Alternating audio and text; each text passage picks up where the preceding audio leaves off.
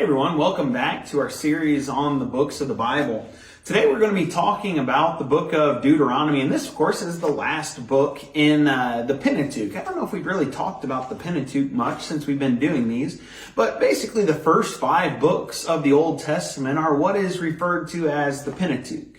And it's the 5 books of the Old Law, the receiving of the law, and the first 5 books that were written by Moses as we see them in the Bible.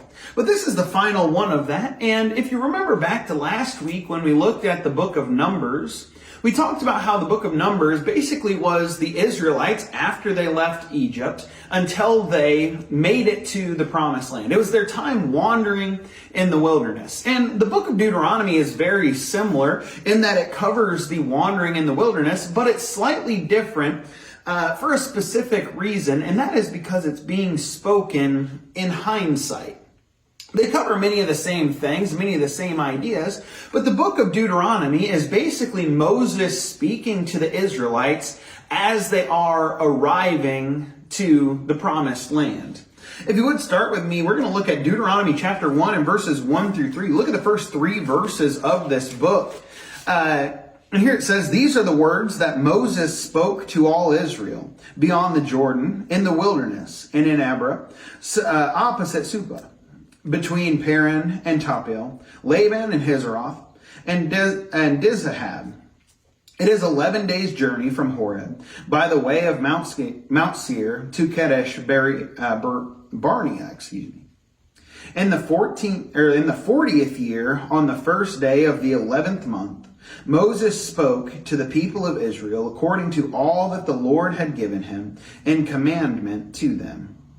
And after he had defeated Sihon, the king of the Amorites, who lived in Heshbon, and Og, the king of Bashan, who lived in Asheroth, and Edrei." So when we look at this, the reason I read that with all of the strange names is, first of all, it gives us a location where they were, and we realize that they were nearing the land that God had promised them. But second of all, and the part that I want to point out is in verse 3. It says, "In the 40th year, on the first day of the 11th month." Remember back when the Israelites spied out the promised land that God was going to give them, and when they came back with a bad report, the punishment was they would wander in the wilderness for 40 years. And here we see that 40th year is drawing to an end. They are basically done with their time of wandering in the wilderness. So going back to verse 1, "These are the words that Moses spoke to all of Israel beyond the Jordan in the wilderness." So as Moses spoke these things, their time in the wilderness was drawing to an end, and Moses was giving them a final charge before he returns, or before they enter into the land, and he goes up onto the mountain to view the land and ultimately to die. But the word Deuteronomy, from what I understand, it actually comes from, I believe, a Latin word or something. But the idea behind it is a restating of the law. And we kind of see that that's what Moses is doing. He's going back before the Israelites, and he is reminding them of all the things that God has done. He's speaking to them on this 40th year, reminding them of the things that have happened as they wandered in the wilderness.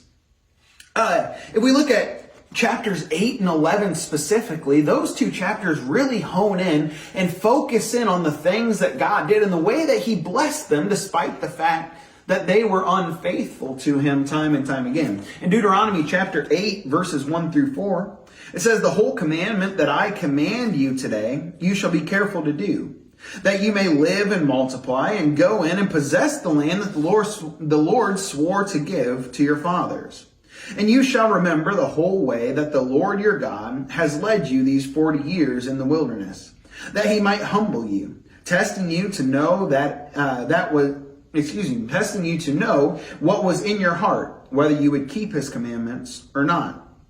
And he humbled you and let you hunger and fed you with manna, which you did not know, nor did your fathers know, that he might make you know that man does not live by bread alone, but man lives by every word that comes from the mouth of God, and mouth of the Lord. Your clothing did not wear out on you, and your foot did not swell these 40 years.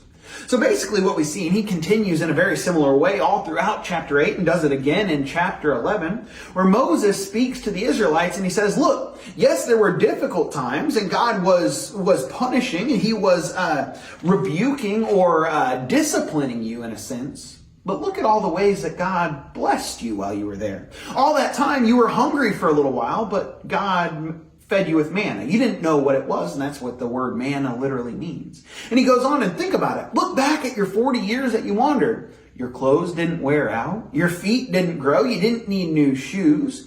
You were blessed with everything that you needed. God protected and provided for his people, the Israelites. What the book of Deuteronomy is Moses going back through and reminding the people of God that God still loves them. He's going back through and he's reminding the Israelites that God had been there for them the entire time as they walked through the land or the wilderness on their way to the promised land. He goes back through and he reminds them of their shortcomings. He reminds them of their laws that God had set before them, and he reminds them of the blessings that had been placed before them. The book of Deuteronomy is a book of reminders. It is a book where Moses is reminding the Israelites because it's one of the last times he's going to speak to them.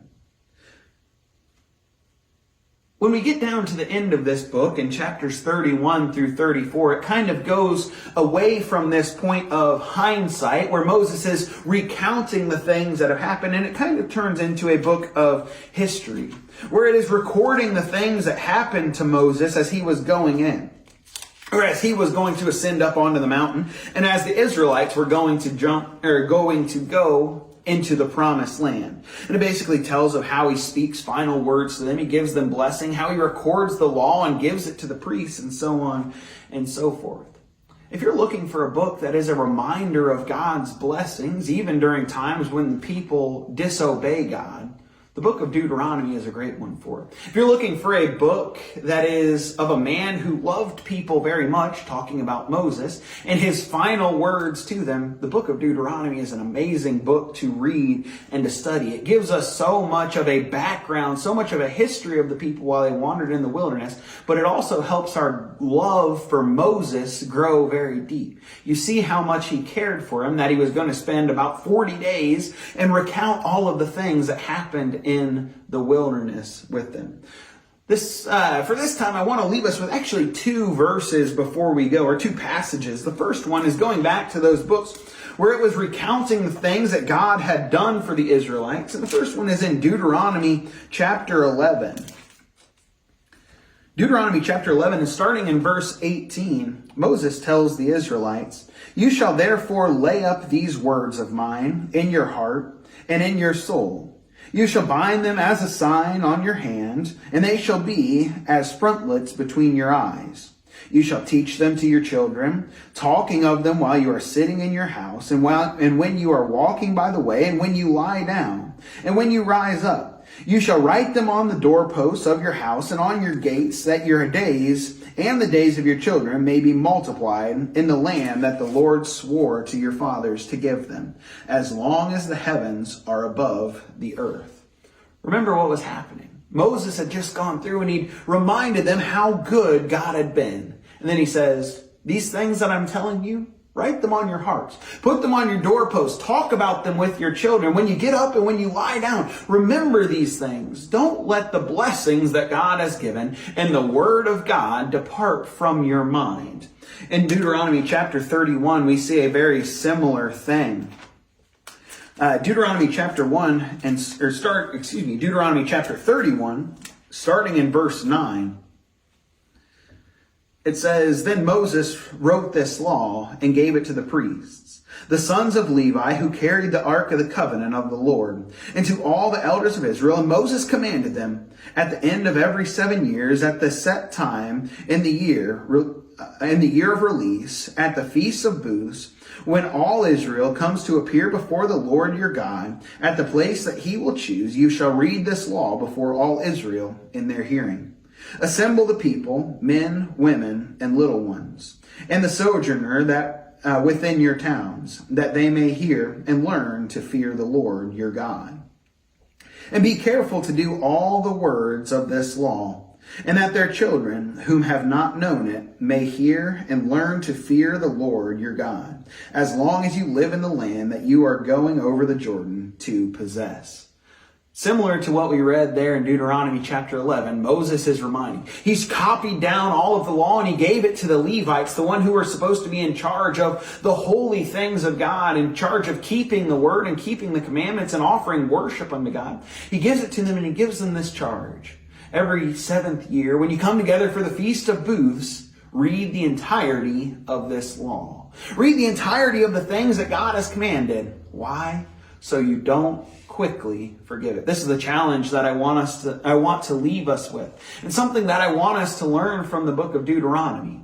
As Moses was leaving the people of Israel, he wanted to make sure that they did not forget the word of God. Friend, the same thing is true for us today. We cannot forget the things that God has done for us and the words that he has set forth. They are what will guide us and what will keep us bound to him.